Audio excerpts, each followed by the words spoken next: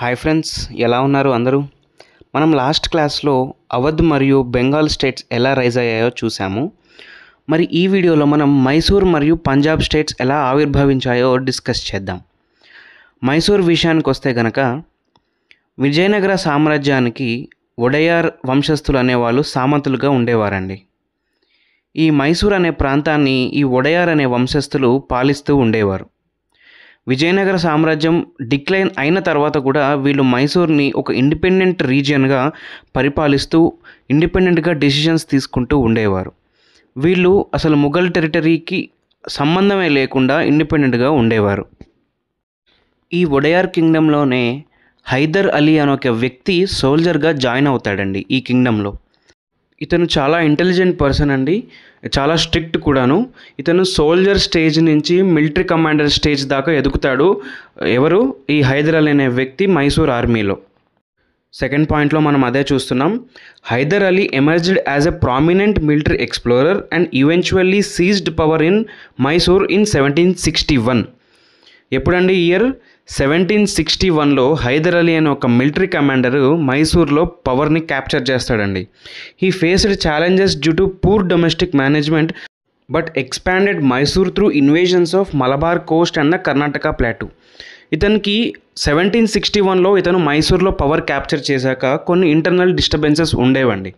కానీ ఇతను అవన్నీ పట్టించుకోకుండా మైసూర్ సామ్రాజ్యాన్ని ఎక్స్పాండ్ చేయాలనుకున్నాడు. మైసూర్ సామ్రాజ్యం ఎక్స్పాన్షన్లో ఇతను ఏం చేశాడు అంటే మలబార్ కోస్ట్ అంటే ప్రెజెంట్ డే కర్ణాటక స్టేట్ యొక్క కోస్ట్ అండి, అండ్ ద కర్ణాటక ప్లాటూ అంటే the present day northern Karnataka. Mysore ఏమో సదరన్ కర్ణాటకలో ఉంటుంది. ఇతను ఏం చేశాడు, ఈ కోస్టల్ కర్ణాటకని నార్థన్ కర్ణాటకని రెండింటిని క్యాప్చర్ చేసి ఈ మైసూర్ కింగ్డమ్ని ఎక్స్పాండ్ చేశాడు. హైదర్ అలీ దగ్గర ఉన్న ఆర్మీ చాలా వీక్గా ఉంటుంది. అప్పుడు హైదర్ అలీ ఏం చేస్తాడు అంటే ఫ్రెంచ్ సపోర్ట్ కోసం వెళ్తాడు.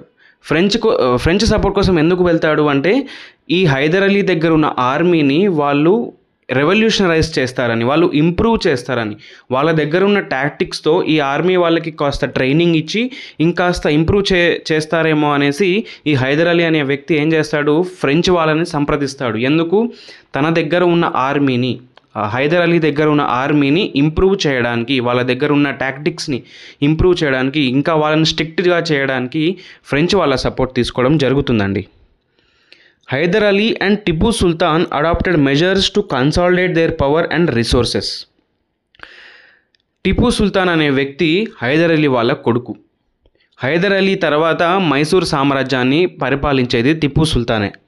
ఈ హైదర్ అలీ అండ్ టిపు సుల్తాన్ ఇద్దరూ కలిసి ఏం చేస్తారు అంటే ల్యాండ్ రెవెన్యూ రిఫార్మ్స్ తీసుకొస్తారండి. ఎక్కడ? మైసూర్ స్టేట్లో. అక్కడే సెకండ్ పాయింట్లో మనం చూస్తున్నాం. Including levying land taxes directly on peasants and collecting them from through hired officials. అంటే మధ్యలో మీడియేటర్స్ ఎవరూ లేకుండా ల్యాండ్ ట్యాక్స్ అనేది డైరెక్ట్గా ఫార్మర్స్ మీదనే లెవీ చేసి అక్కడి నుంచి ఆ ఫార్మర్స్ నుంచి ల్యాండ్ ట్యాక్స్ని కలెక్ట్ చేయడానికి ఒక డిపార్ట్మెంట్ని ఏర్పాటు చేస్తారు వీళ్ళిద్దరు. ఎవరు? Hyder Ali and Tipu Sultan. The state of Mysore actively pursued territorial expansion and engaged in conflicts with regional powers such as the English and the Marathas. అయితే ఈ ఫాదర్ అండ్ సన్ డ్యూయో ఎవరైతే ఉన్నారో హైదర్ అలీ అండ్ టిపు సుల్తాన్, వీళ్ళు ఎప్పుడు సైలెంట్గా ఉండలేదండి. ఎప్పుడు ఏదో ఒక యుద్ధంలో పాల్గొంటూనే ఉన్నారు. సో వీళ్ళు మైసూర్ సామ్రాజ్యాన్ని కాన్స్టెంట్గా ఎక్స్పాండ్ చేస్తూనే ఉన్నారు. అండ్ ఈ ఎక్స్పాన్షన్ వల్ల వాళ్ళకి వేరే రీజనల్ స్టేట్స్తో గొడవలు ఏర్పడ్డాయి. Such as Marathas they are the immediate neighbours to the Mysore kingdom to the north అండి. సో మరాఠాస్తోని గొడవలు, ఇటు ఫ్రెంచ్ సపోర్ట్ తీసుకున్నారు కదా వీళ్ళు, హైదర్ అలీ ఆర్మీని ఇంప్రూవ్ చేయడానికి ఫ్రెంచ్ సపోర్ట్ తీసుకున్నారు కదా. సో ఆబ్వియస్లీ ఫ్రెంచ్ సపోర్ట్ వీళ్ళకి ఉంది అంటే వీళ్ళకి ఇంగ్లీష్ వాళ్ళు అగైనెస్ట్ అవుతారు. సో అలా అగైనెస్ట్ అవ్వడం వల్లనే మనకు ఆంగ్లో మైసూర్ వార్స్ వస్తాయండి. 4 ఆంగ్లో మైసూర్ వార్స్ ఉంటాయి. దాని గురించి మనం సపరేట్ వీడియో చేసుకుందాం. ఇప్పుడు పంజాబ్ ఇండిపెండెంట్ స్టేట్ ఎలా రైజ్ అయిందో చూద్దాం. Following the invasions of Nadir Shah and Ahmed Shah Abdali, Mughals lost their power in Indian subcontinent. The Sikhs asserted their dominance once more. Third Battle of Panipat అండి. ఎవరికి? Peshwa and Mughals ఒకవైపు, Afghan army అయిన అహ్మద్ షా అబ్దాలీ ఒకవైపు. Third battle of పానిపట్తో అసలు Mughal empire and Maratha empire ఈ రెండు కూడా చాలా వరకు డిక్లైన్ అయిపోతాయి. ముఘల్ ఎంపైర్ అయితే అసలు తన ప్రామినెన్స్ని ఇండియన్ సబ్ కాంటినెంట్లో కోల్పోతుంది. అలాంటి టైంలో ముఘల్స్ వీక్గా ఉన్న టైంలో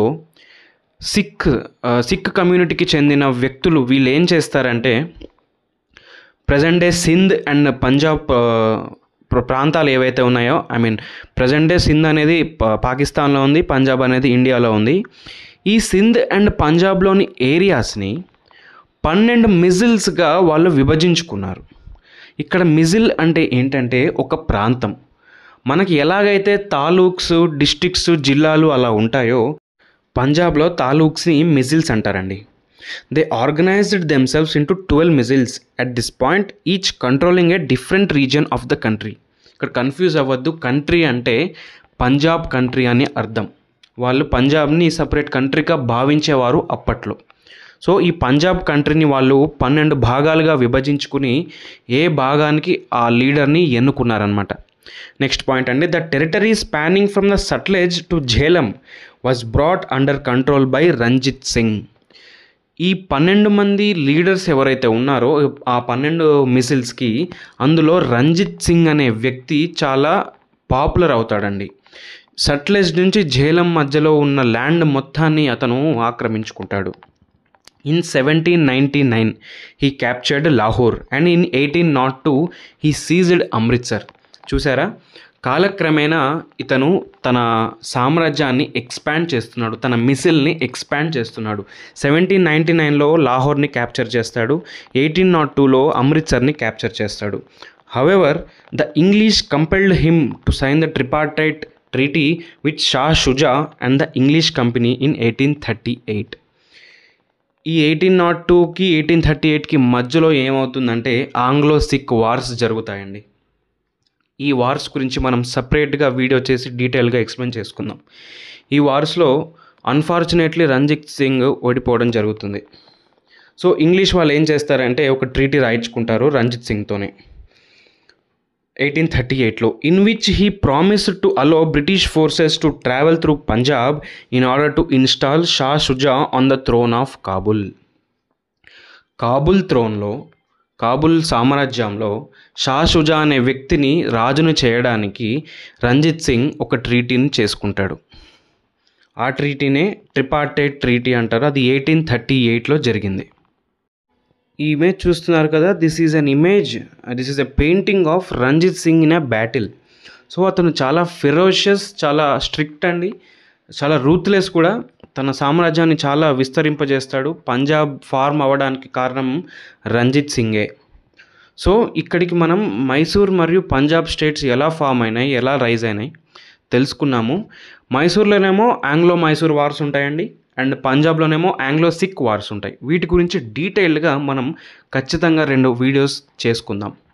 సో నా ఎక్స్ప్లెనేషన్ అండ్ కంటెంట్ కనుక మీకు నచ్చినట్లయితే please share the video with your friends. Please like the video, ఛానల్కి సబ్స్క్రైబ్ చేసుకోండి. అండ్ మరో వీడియోతో మీ ముందుకు వస్తాను. Until then bye.